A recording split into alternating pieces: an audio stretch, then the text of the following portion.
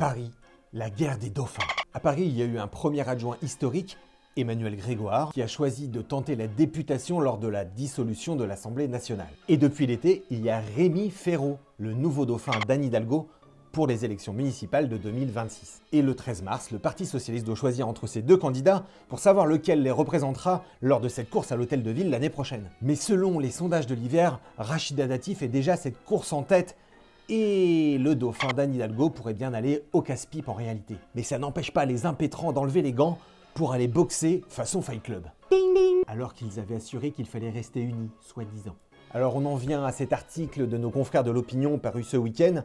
Rémi Féraud, je cite, « Derrière le totem de radicalité du NFP, Emmanuel Grégoire, c'est mou. Si l'apaisement c'est foutre la paix à droite, parisienne, et ne plus ouvrir d'hébergement d'urgence dans le 16e arrondissement, alors merci, mais non merci. » Ce à quoi l'entourage d'Emmanuel Grégoire réplique, je cite, « Par discipline, les maires d'arrondissement soutiennent Rémi Féraud, plus ou moins de bon cœur. Ils veulent tous s'éviter d'avoir à subir les foudres d'Anne Hidalgo, mais sa candidature va s'effondrer sur elle-même. » Bah oui.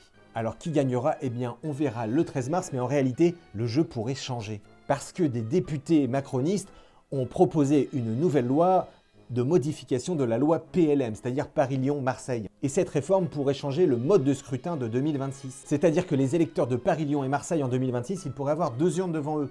Une pour choisir leur maire d'arrondissement et une autre pour choisir le maire de la mairie centrale. Si cette modification de loi PLM venait à entrer en vigueur, ce serait la fin des jeux d'appareils qui ont permis à certaines édiles de se maintenir au pouvoir malgré un plébiscite du public tout à fait relatif.